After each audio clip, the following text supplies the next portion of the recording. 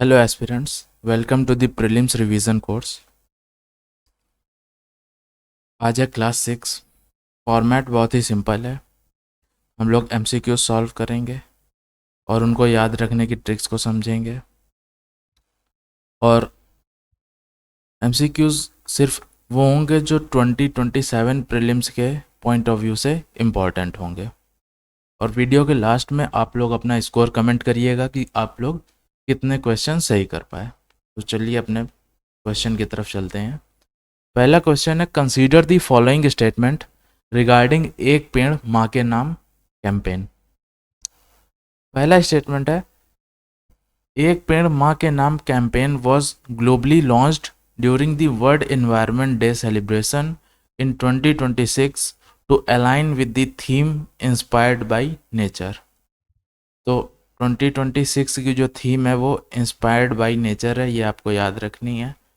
पर ये स्टेटमेंट गलत है, क्योंकि ये जो कैंपेन का नाम इसने दे रखा है एक पेड़ माँ के नाम, ये चीज़ हमारी 2024 का कैंपेन था, 2026 का नहीं है। तो पहला स्टेटमेंट आपका गलत हो जाता है। दूसरा स्टेटमेंट है, the mass tree plantation initiative constitutionally actualizes both the directive principle of state policy under article 48A and the fundamental duties under article 51A(g)। तो ये स्टेटमेंट आपकी बिल्कुल सही है, क्योंकि देखिए, ट्री प्लांटेशन जो है वो एक तरह से सस्टेनेबल इन्वायरमेंट की डायरेक्शन में है। और सस्टेनेबल इन्वायरमेंट आपका डीपीएसपी में भी है और फंडामेंटल ड्यूटीज़ में भी है। तो ये स्टेटमेंट आपकी सही हो जाती है। अगला स्टेटमेंट आता है, decentralised climate actions like the drive accelerate India's progress toward its nationally determined contribution target of creating an additional carbon sink of 3.5 to 4 billion tons of CO2 equivalent by 2035। तो ये स्टेटमेंट आपकी सही है। ये कह रहा है कि इस तरह की जो ड्राइव्स हैं या फिर जो कैंपेन है, जैसे एक पेड़ माँ के नाम है, तो ये इसको डिसेंट्रलाइज्ड क्लाइमेट एक्शंस कहा गया है, यानी जो गवर्नमेंट की तरफ से नहीं है, लोग अपनी तरफ से कर रहे हैं। तो इस तरह के जो एक्शंस हैं, इस तरह की जो कैंपेन्स हैं, वो हमारी जो नेशनली डिटरमाइंड कंट्रीब्यूशन है उसकी प्रोग्रेस में कंट्रीब्यूट करती है। और हमारा ये नेशनली डिटरमाइंड कंट्रीब्यूशन है क्या? वो है कि 2035 तक हमें 3.5 से 4 टन जो है कार्बन इक्विवेलेंट कार्बन सिंक तैयार करना है। तो इसको याद करने का बहुत ही सिंपल सा है तरीका है कि 2035 तक हमें ये जो लास्ट का आपका 35 दिख रहा है, इसमें 3.5 से 4 tonne billion tonne carbon CO2 equivalent carbon sink तैयार करना है। ये हमारा नेशनली डिटरमाइंड कंट्रीब्यूशन है। अगले क्वेश्चन की तरफ आते हैं। With reference to women's education in India consider the following. पहला स्टेटमेंट है, national education policy 2020 emphasises gender inclusion flexible learning pathways and multi disciplinary education opportunities. तो ये स्टेटमेंट आपकी सही है, क्योंकि जो नई एजुकेशन पॉलिसी है, देखिए कोई भी नई चीज़ बनेगी तो अभी इस टाइम जो मुद्दे चल रहे हैं, जेंडर इंक्लूजन एक मुद्दा है, तो उसको इंक्लूड करेगी। दूसरा है फ्लेक्सिबल लर्निंग पाथवेज, तो इस पर बात चल रही है, क्योंकि जो क्या बोलते हैं, जो करंट सिनेरियो है, आप कॉरपोरेट जॉब का ले लीजिए या कुछ भी ले लीजिए, तो बहुत तेज़ी से चेंज हो रहा है।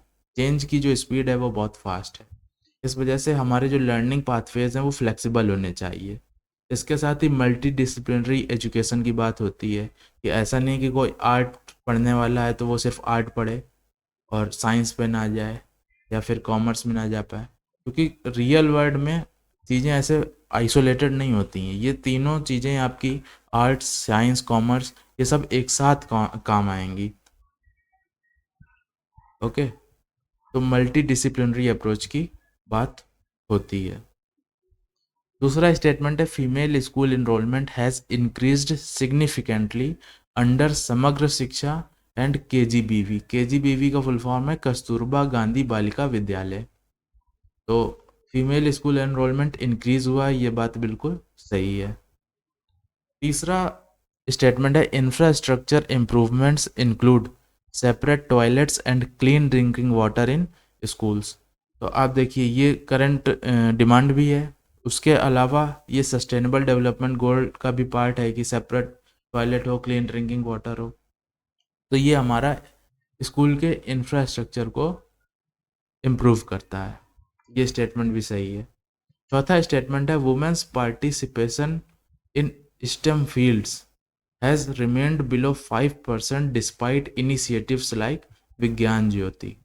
तो ये स्टेटमेंट आपका गलत है, क्योंकि जो हमारा वुमेन पार्टिसिपेशन है, स्टेम का मतलब है science technology engineering and M से शायद मैकेनिकल है, मैथमेटिक्स सॉरी।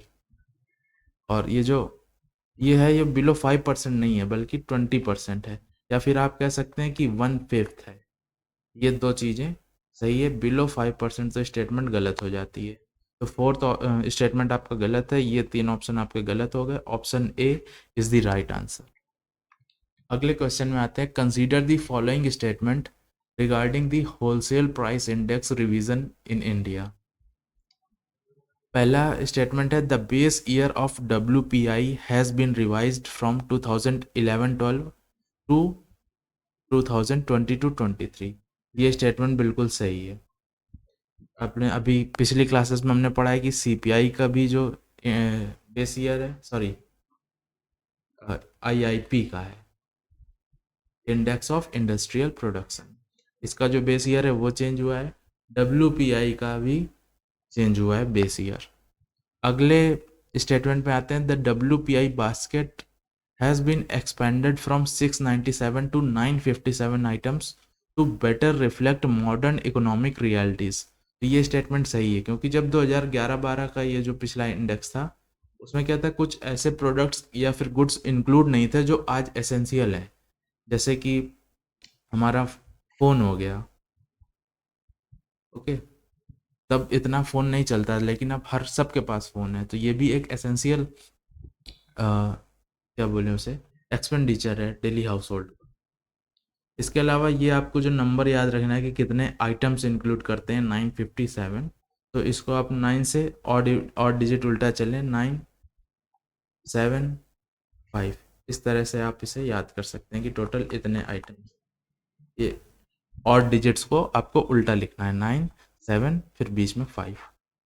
ओके, तीसरा स्टेटमेंट है आपका electricity generation including renewable energy has been integrated under the electricity group. तो ये आप देखेंगे IIP में भी इंक्लूड किया गया है और WPI में भी इंक्लूड किया गया है। अगला स्टेटमेंट है the WPI now covers both goods and services including health care and education. तो ये स्टेटमेंट आपका गलत है, क्योंकि WPI का फुल फॉर्म क्या है, होल सेल प्राइस इंडेक्स। अब होलसेल क्या होता है, होलसेल आपकी होलसेल मार्केट सिर्फ गुड्स की होती है। अब कभी आपने सुना है कि सर्विसेज की होलसेल मार्केट हो, ऐसा नहीं होता। सर्विसेज में क्या आता है, एजुकेशन आता है, आपका हेल्थ केयर आता है, और जो भी चीज़ें सर्विसेज में आती हैं आप देखेंगे वो कहीं बल्क में ट्रेड ही नहीं हो रही होती हैं, वो तो जहाँ हमें डिलीवर करनी है वहीं पर क्रिएट हो रही होती हैं।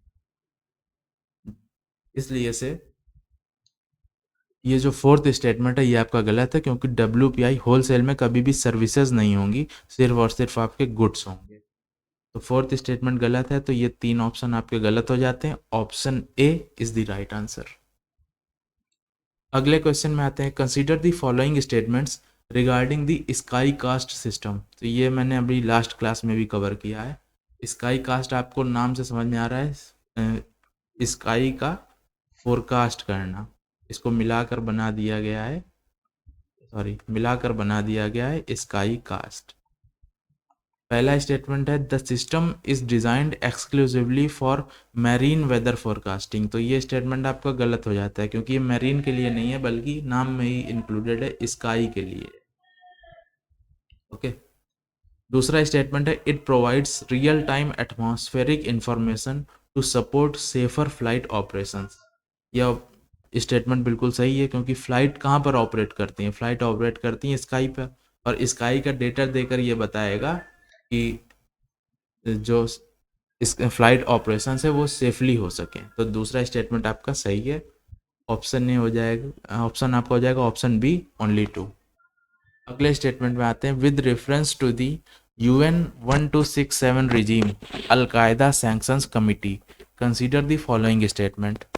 पहला स्टेटमेंट है the primary objective of this regime is to restrict the financial, operational, and mobility networks of individual and entities associated with Al-Qaeda, ISIL, and their affiliates। तो ये स्टेटमेंट बिल्कुल सही है, क्योंकि जब किसी को सैंक्शन करने के लिए कमेटी बनाई जाएगी तो उसका प्राइमरी ऑब्जेक्टिव क्या होगा कि उसके फाइनेंशियल को हम रेस्ट्रिक्ट कर दें, उसके ऑपरेशनल को हम रेस्ट्रिक्ट कर दें, और उसकी मोबिलिटी नेटवर्क को भी रेस्ट्रिक्ट कर दें। ना तो वो लोग फाइनेंस में कोई एक्टिविटी कर पाए, ना ऑपरेट कर पाए, और ना ही मोबिलिटी नेटवर्क्स मतलब है कि ट्रेवल कर पाए। और इनसे रिलेटेड जो भी एसोसिएटेड एंटिटीज़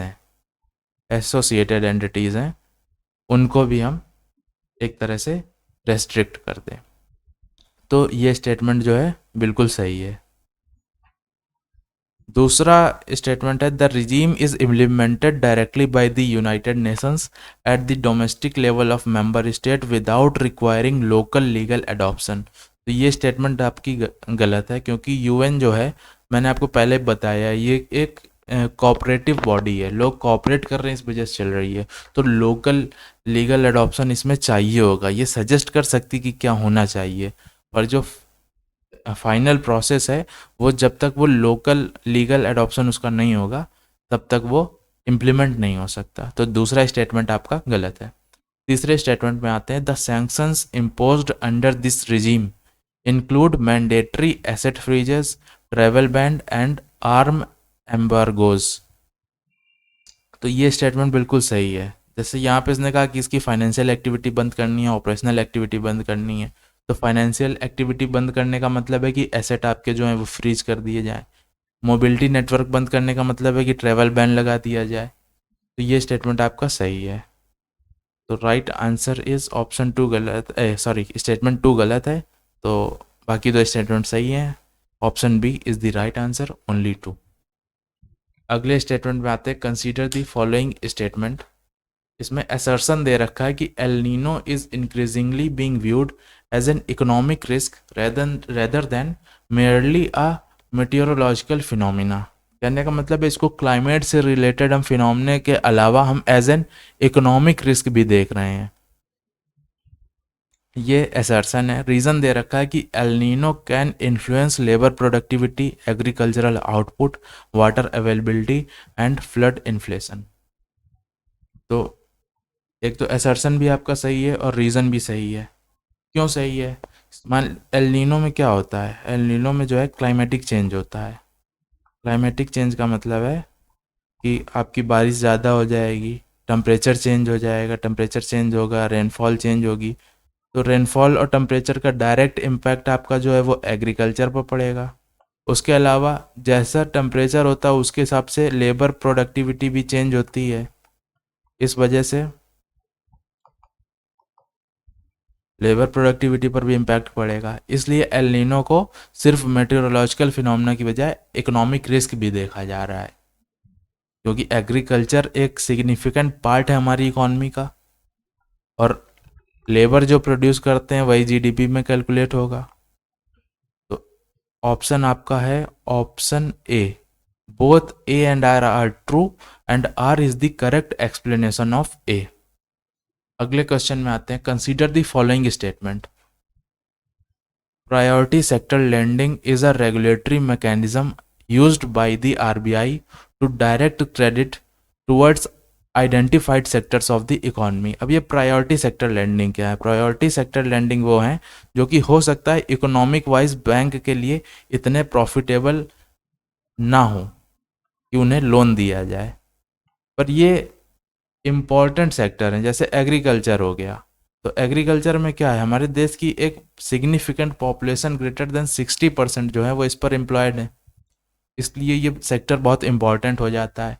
या फिर कोई ऐसा सेक्टर मान लीजिए अभी एआई वगैरह पर हम लोग चाहते हैं, या फिर सेमीकंडक्टर पे हम लोग चाहते हैं कि ग्रोथ आए, प्रोडक्शन बढ़े, इसलिए इस ये सेक्टर हमारे लिए इम्पोर्टेंट हो जाता है।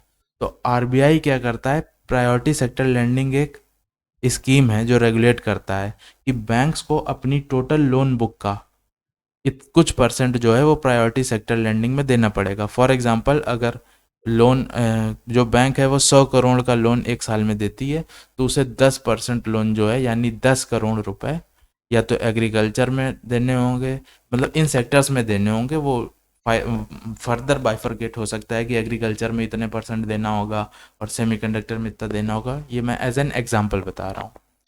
तो पहला स्टेटमेंट आपका सही है, आरबीआई का ये एक रेगुलेटरी मैकेनिज्म है ताकि जो ऐसे आइडेंटिफाइड सेक्टर हैं उनकी तरफ क्रेडिट फ्लो हो सके। दूसरा स्टेटमेंट है, NABARD plays an important role in financing rural infrastructure and climate resilient agriculture. तो ये स्टेटमेंट भी आपका बिल्कुल सही है, क्योंकि नाबार्ड का फुल फॉर्म क्या है, national bank for agriculture and rural development. तो ये क्या करता है, ये जो एग्रीकल्चर सेक्टर है वहाँ पर बैंक को डायरेक्ट करता है कि कैसे आपको फाइनेंस करना है, कितना फाइनेंस करना है। इस तरह से ये स्टेटमेंट भी सही है। तीसरा स्टेटमेंट है, blended finance refers to the strategic use of public or concessional capital to mobilize private investment. तो पहले ब्लेंडेड फाइनेंस देखो, ब्लेंडेड का मतलब क्या होता है, ब्लेंडेड का मतलब होता है मिक्स। तो मिक्स फाइनेंस का मतलब क्या है कि पब्लिक भी दे और प्लस प्राइवेट सेक्टर भी दे। तो ब्लेंडेड फाइनेंस का है कि पब्लिक और जो कंसेशनल कैपिटल है उसको प्राइवेट इन्वेस्टमेंट के साथ स्ट्रेटजिकली यूज़ करने के लिए मोबिलाइज किया जाए। तो ये स्टेटमेंट आपकी बिल्कुल सही है, तीनों स्टेटमेंट सही हैं। तो correct option is option C, all three. अगले क्वेश्चन में आते हैं, कंसीडर द फॉलोइंग स्टेटमेंट। पहला स्टेटमेंट है, administrative schemes often classify areas based on predefined performance indicator. तो ये स्टेटमेंट करिए, इन्फ्लुएंस वाला क्वेश्चन है। दूसरा स्टेटमेंट है, census exercises aim to record actual socio economic condition as they exist at the time of enumeration. यानी जब हम सेंसस कर रहे हैं उस टाइम पर जो एक एक्चुअल सोशियो इकोनॉमिक कंडीशन है उसे रिकॉर्ड करना होता है। तीसरा स्टेटमेंट है, public policy effectiveness depends on the quality of baseline data available to decision maker. यानी जो डिसीजन मेकर हैं, जो उनको जब डेटा एक्चुअल मिलेगा, उनको जब डेटा सही का मतलब है कि करेक्टली वो रिफ्लेक्ट करे कि ग्राउंड में एक्चुअली पुअर कितने हैं, बीपीएल लाइन कितनी है, लोगों की अर्निंग कितनी है। जब ये एक्चुअल डेटा उन्हें मिलेगा तभी वो डिफाइन कर पाएंगे आगे की पॉलिसी कैसे बनानी है। इसलिए जो quality of baseline data है वो उसी पर पब्लिक पॉलिसी जो है वो डिपेंड करती है, या फिर उसकी इफेक्टिवनेस डिपेंड करती है कि वो कितना काम आएगी।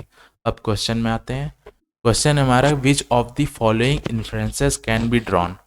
पहला इन्फ्लुएंस है, अटेंशन में arise when performance based administrative classification diverge from field realities recorded by enumerators. तो ये स्टेटमेंट बिल्कुल सही है भाई, जब फील्ड में जो रियलिटी है वो अगर एडमिनिस्ट्रेटिव क्लासिफिकेशन से डिफर करेगा तो फिर थोड़ी प्रॉब्लम अराइज हो सकती है। तो पहला स्टेटमेंट आपका सही है। दूसरा स्टेटमेंट है, reliable census data can serve as an independent check on the outcomes claimed by government programmes.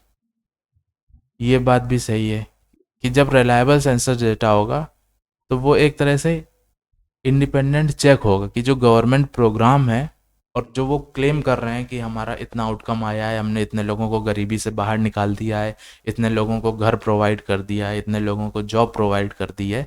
तो जब सेंसस डेटा होगा अगर वो एक्चुअल डेटा होगा तो फिर उसको हम एज एन इंडिपेंडेंट चेक मान सकते हैं कि गवर्नमेंट जो बोल रही है वो सही भी है, एक्चुअल में ग्राउंड में है, या सिर्फ बोलने के लिए कह रही है।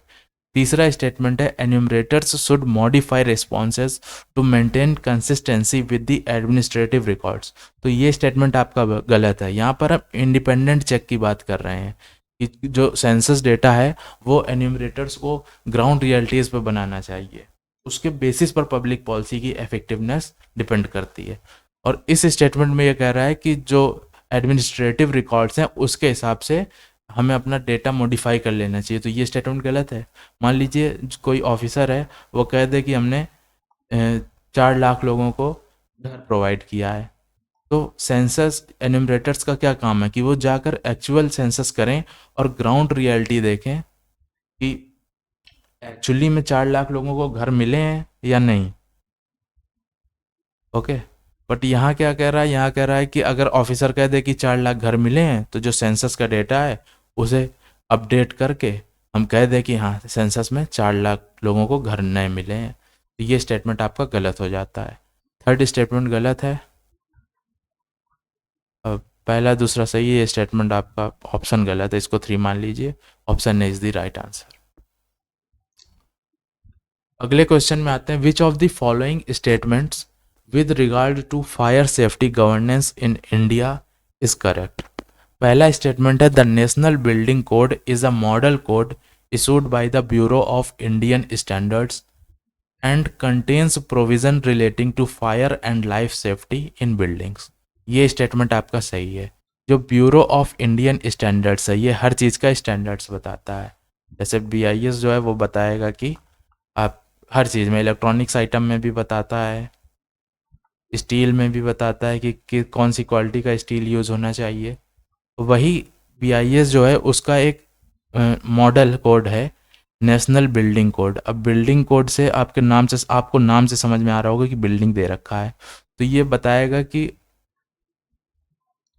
जो बिल्डिंग्स हैं उसमें लाइफ सेफ्टी और फायर के लिए क्या क्या प्रोविजंस होने हैं। तो पहला स्टेटमेंट आपका सही है। दूसरा स्टेटमेंट है fire services are included in the state list of the 7th schedule making their organisation and administration primarily the responsibility of state government. ये स्टेटमेंट भी सही है। पहले तो आप देखिए क्या है, सेंट्रल गवर्नमेंट है, सेंट्रल गवर्नमेंट ज़्यादातर चीज़ें स्टेट गवर्नमेंट्स को डेलीगेट कर देती है। तो ये जो फायर सेफ्टी वाला है ये बहुत ही लोकल सा इशू है, इसलिए ये स्टेट गवर्नमेंट लिस्ट में है। बाकी आप ऐसे भी याद कर सकते हैं इसको कि जो फायर पुलिस होती है वो स्टेट की होती है, ना कि सेंट्रल की। सेंट्रल की क्या होती हैं, CISF वगैरह होती हैं, RAF होती हैं, और जो स्टेट गवर्नमेंट है उसके पास फायर पुलिस होती है, इसलिए ये स्टेट लिस्ट में आएगा। तो दोनों स्टेटमेंट आपके सही हैं। Option C is the right answer. अगले क्वेश्चन में आते हैं, कंसीडर द फॉलोइंग स्टेटमेंट।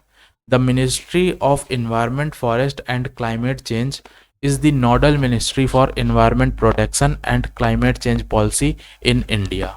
तो पहला स्टेटमेंट आपका सही है, ये तो नाम से ही पता चल रहा है कि इन्वायरमेंट और क्लाइमेट चेंज की बात कर रहा है, तो इन्वायरमेंट प्रोटेक्शन और क्लाइमेट चेंज की रिस्पॉन्सिबिलिटी इसी मिनिस्ट्री की है। दूसरा स्टेटमेंट है the desertification and land degradation Atlas of India is prepared by the space application centre of ISRO. तो ये स्टेटमेंट भी सही है। भाई इसरो क्या करता है, सैटेलाइट बनाता है। सैटेलाइट क्या करती हैं, सैटेलाइट इमेज जनरेट करती हैं, और उसके थ्रू हम ये देख सकते हैं कि डिजर्टिफिकेशन कहाँ है और लैंड डिग्रेडेशन कहाँ कहाँ हो रहा है। अगला स्टेटमेंट आता है the India state of forest report provides a comprehensive assessment of air quality, water pollution and land degradation across the country. तो ये स्टेटमेंट आपका गलत है। नाम में ये दे रखा है कि ये क्या है, फॉरेस्ट रिपोर्ट है, तो फॉरेस्ट रिपोर्ट जो होगी वो या तो फॉरेस्ट कवर के बारे में होगी या फिर ट्री कवर के बारे में होगी कि कितने पेड़ कहाँ हैं, ना कि वाटर पोल्यूशन, लैंड डिग्रेडेशन, इन सब की बात करेगी। तो तीसरा स्टेटमेंट आपका गलत हो जाता है, बाकी तो सही है। तो करेक्ट आंसर हो जाएगा आपका ऑप्शन बी, ओनली 2। अगले क्वेश्चन में आते हैं, कंसीडर द फॉलोइंग स्टेटमेंट। पहला स्टेटमेंट है bilateral trade agreements generally seek to improve market access, while allowing countries to protect sensitive domestic sectors। तो पहला स्टेटमेंट आपका सही है कि जो बायलैटरल ट्रेड है इससे क्या होता है, मार्केट एक्सेस इंप्रूव होता है। भाई दो कंट्रीज अगर बायलैटरल ट्रेड करती हैं तो यही तो ट्रेड करती हैं कि अब हम अपना ट्रेड इंक्रीज करेंगे। अभी तक अगर हम $100 का करते तो हम $200 का करेंगे। साथ ही जो उनके सेंसिटिव डोमेस्टिक सेक्टर है उसको प्रोटेक्ट करती है। जैसे इंडिया का सेंसिटिव डोमेस्टिक सेक्टर क्या है, एग्रीकल्चर। तो हम कोई भी बायलैटरल ट्रेड करते हैं तो उसमें एग्रीकल्चर को प्रोटेक्ट करने का क्लॉज डाल देते हैं, ताकि जो हमारी मेजॉरिटी पॉपुलेशन जिस फील्ड में, जिस वर्क में, जिस सेक्टर में जॉब करती है, एम्प्लॉयड है, उस पर कोई इफेक्ट ना आए, वरना फिर ये एक इकोनॉमिक प्रॉब्लम बन जाएगी। दूसरा स्टेटमेंट आता है tariffs imposed on imports can protect domestic industries but may also increase cost for consumer and downstream producer. तो ये स्टेटमेंट बिल्कुल सही है कि भाई जब हम टैरिफ इम्पोज करेंगे तो मान लीजिए इंडिया टैरिफ इम्पोज करती है कि बाहर से जो भी इलेक्ट्रॉनिक गुड्स आएंगे उन पर थोड़ा टैरिफ देना होगा, मान लीजिए 10% टैरिफ देना होगा। तो इससे क्या होगा कि जो हमारे डोमेस्टिक इलेक्ट्रॉनिक सेक्टर है उसको प्रोटेक्शन मिलेगी, फॉरेन चीप प्रोडक्ट से उनको compete नहीं करना पड़ेगा। लेकिन एट द सेम टाइम जो हमारी कंट्री का कंज्यूमर है उसको क्या होगा कि जो चीज़ इंपोर्ट होकर सस्ती मिल सकती थी उस पर टैरिफ लगा के प्राइस बढ़ा दी गई और अब उसे महंगा खरीदना पड़ेगा। तो दोनों चीज़ें हैं कि जो डोमेस्टिक इंडस्ट्रीज़ हैं उनको प्रोटेक्शन भी मिलती है, लेकिन जो कंज्यूमर है उसको एक ज़्यादा कॉस्ट की चीज़ें खरीदनी पड़ती हैं। तीसरा स्टेटमेंट है under the WTO world trade organisation framework member countries are prohibited from imposing any tariff on important goods। तो ये स्टेटमेंट आपका बिल्कुल गलत है, क्योंकि WTO जो है वो ऐसा मना नहीं करता है कि आप टैरिफ लगा ही नहीं सकते, वो एक सीलिंग दे देता है कि इससे ज़्यादा टैरिफ नहीं होना चाहिए। ओके, तो तीसरा स्टेटमेंट आपका गलत हो जाता है। तो क्वेश्चन में करेक्ट पूछ रहा है तो option B is the right answer, only 2। तो इसी के साथ आज के जो हमारे क्वेश्चंस हैं वो ख़त्म हुए। आई होप कि ये क्लासेस आपके लिए हेल्पफुल हैं और इन क्लासेस को शेयर करिए, चैनल को सब्सक्राइब करिए। इस तरह से हम पूरा रिवीजन कोर्स आपके लिए लेकर आएंगे ताकि प्रीलिम्स 2027 में आपकी जो मार्क्स हैं वो इम्प्रूव हो सकें। इसके साथ ही आप फीडबैक में बताइए कि अगर आपका कोई फीडबैक है तो आप उससे कमेंट में लिखिए कि आपकी क्लासेस के बारे में आपके क्या थॉट्स हैं, और जो भी आपने स्कोर किया, जितने क्वेश्चन आप सही कर पाए वो भी कमेंट में बताइए। और ये चीज़ मैं हमेशा कहता हूँ कि इन वीडियोस को या इस पूरे कोर्स की जितनी भी क्लासेज हैं उन्हें आप एग्ज़ाम से पहले कम से कम 3 बार देखिए, ताकि चीज़ें आपको याद हो सकें, अच्छे से रिवाइज हो जाएं, और जो रिलेटिव करने की ट्रिक्स मैं आपको बता रहा हूँ वो आपके माइंड में प्लेस हो जाए। Thank you.